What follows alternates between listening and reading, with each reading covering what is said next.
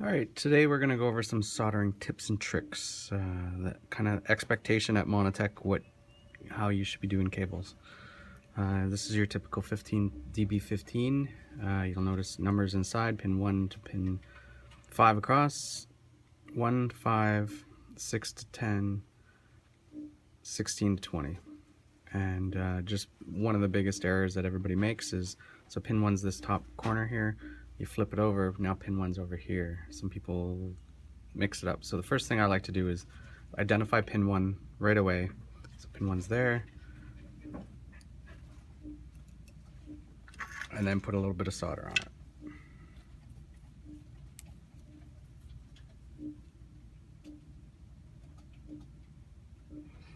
Right off the bat, reducing my errors. Okay, next thing, we're just gonna do simple. So on the 15 pin, DB15, the VGA pinout is 1 red, green, blue, 1, 2, 3, red, green, blue. 6 is ground, and 13 is horizontal sync, 14 is vertical sync. VGA standard, learn it, memorize it, whatever it takes. That's the standard pinout. So our typical color code, you got red, green, blue, white horizontal sync, yellow vertical sync, and black's ground. And we use those color codes across the board. Now sometimes we use, for power, we'll use red is 5 volts, yellow's 12 volts, and black's ground, but this is video, so we're not doing that. This is a nice simple, you want to try to go as fast as you can. This is a simple tool for stripping all your wires at the same time. Just be careful you don't get your finger pinched in there. Alright, so first thing you have to do, you have to get the tin. You have to tin each wire. There's no shortcut to this, you just have to do it. Don't think, oh, I'm in a rush, I don't need to do this. Yes, it's absolutely required to get no problems in the future.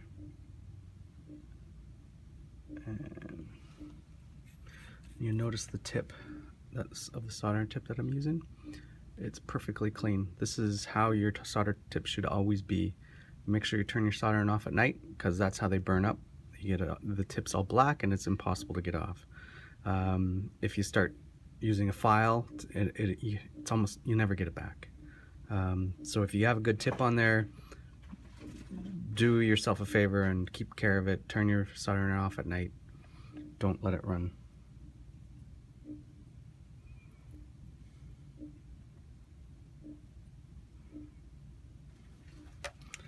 Alright, now we have to put solder on the connector.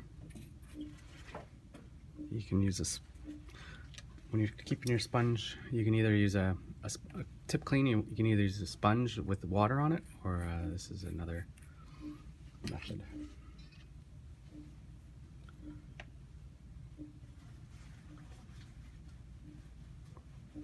I like to hold my soldering iron like a pencil, because I'm used to holding a pencil. Other people use other techniques.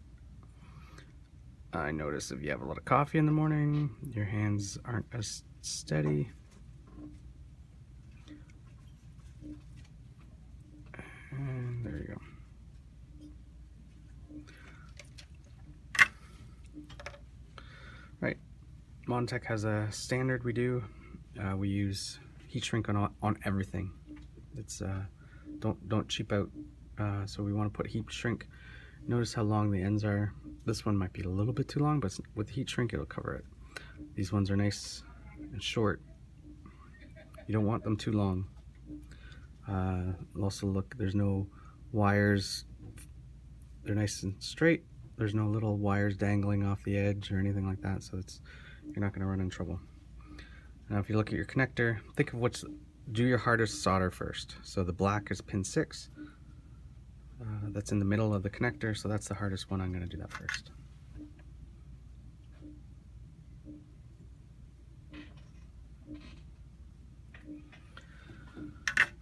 Alright, next hardest one is blue.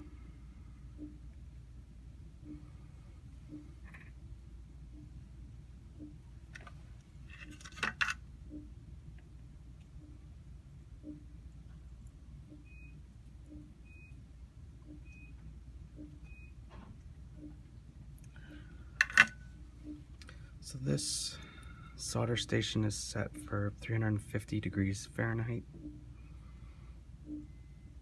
or Celsius. 350 degrees Celsius. This type of soldering, this is the perfect temperature.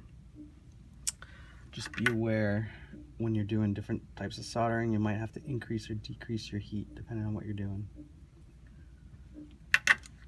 If you're trying to solder a wire to a circuit board with a huge trace on it, the copper actually ends up like a heat sink and pulls the heat out of your solder iron, so the solder doesn't flow properly.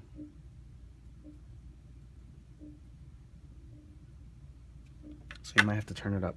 Although the other side of things is if your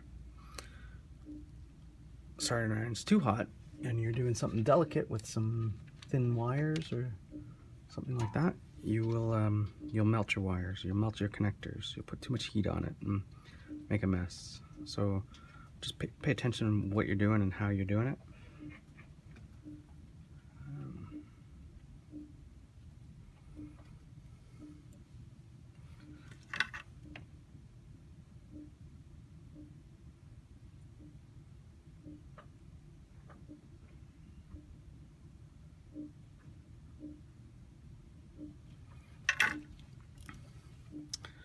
Alright, then don't just put the heat shrink on and carry on. You actually look at your connections, make sure they're up to your standard of soldering, make sure there's no connections in between.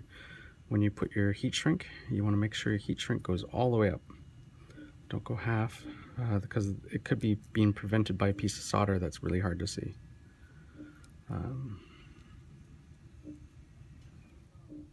See, there's that there's not perfect, so you give it a little tug. Oh, it's not coming off, it's fine.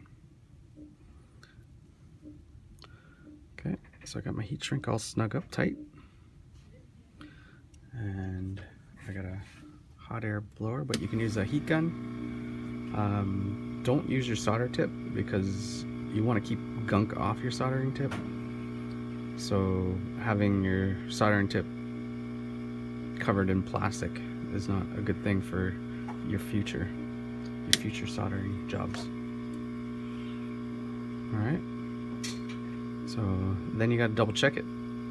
So remember, pin 1 is red, 2 is green, 3 is blue, pin 6 is ground, pin 13 is white, pin 14 is yellow, horizontal, vertical.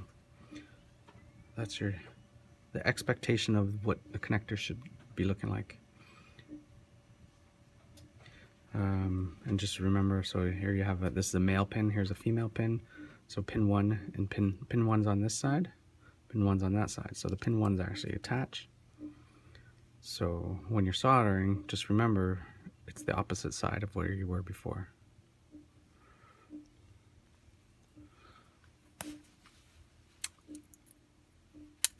And that's about it.